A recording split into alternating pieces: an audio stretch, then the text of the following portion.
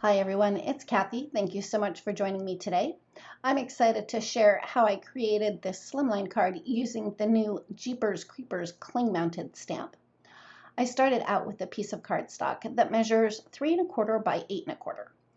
I used some washi tape to hold my brick pattern stencil in place, and then I used Ranger texture paste just to add some texture to the front of that card panel. One little trick here is to apply the texture paste in the same direction as the bricks.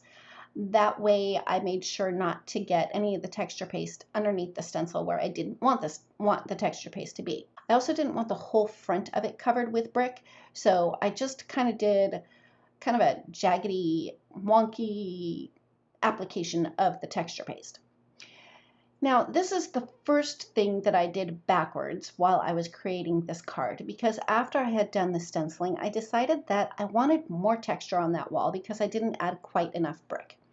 So I pulled out the military camouflage background stamp and inked that up with a craft colored ink, and then I placed my stenciled panel right on top of that. And by the way, that texture paste was completely dry before I did the stamping. And even though I did this backwards where I stamped after I did the stenciling, that stamp actually added a little bit more depth and texture to the actual bricks. So I was pretty happy with how that turned out. I set that panel aside and I had stamped out the jar from the Atlas jar stamp set first. And that was the second thing that I did backwards. I should have stamped the eyeballs first because it's a cling stamp, and then stamped the jar because it's a clear stamp. But I did it backwards. I already had the jar stamped out, and I decided I was going to figure out a way to get those eyeballs in the jar.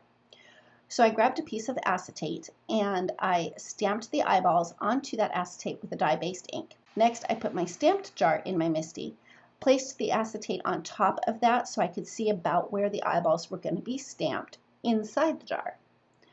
Once I had the stamp positioned on top of the acetate, I closed my MISTI lid to pick up the stamp, and then I removed the acetate, and then I used gray ink to stamp the eyeballs inside the jar.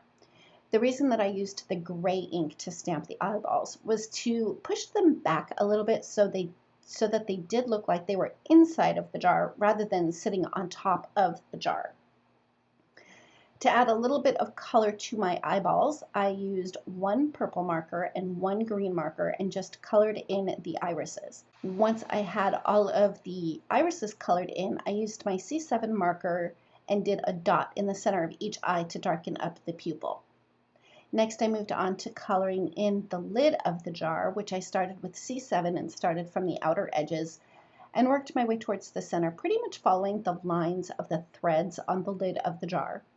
I blended that out with C5, but I made sure to leave a highlight kind of in the center of that jar just so that it would appear to be more round.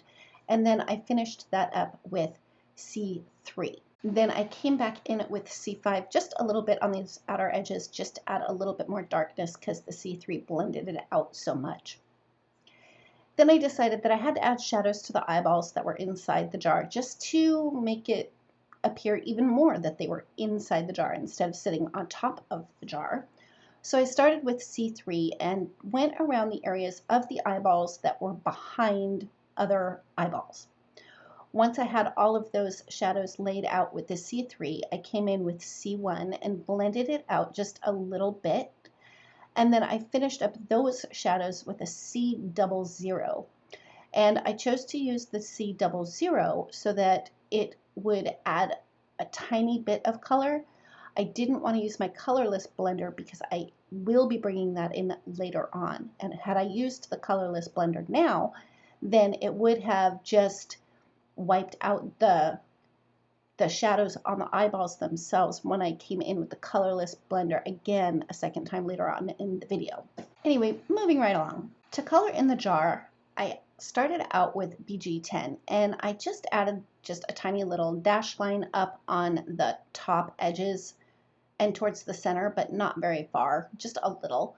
And then I went down the sides of the jar, but I didn't go right up against the black stamped line. I made sure to leave white space on the outer edges just to have that more of a reflection type of look. Next, I came in with BG quadruple 0 and thickened up the line of the BG10 going towards the center of the jar, again leaving that white line down right next to the black stamped line.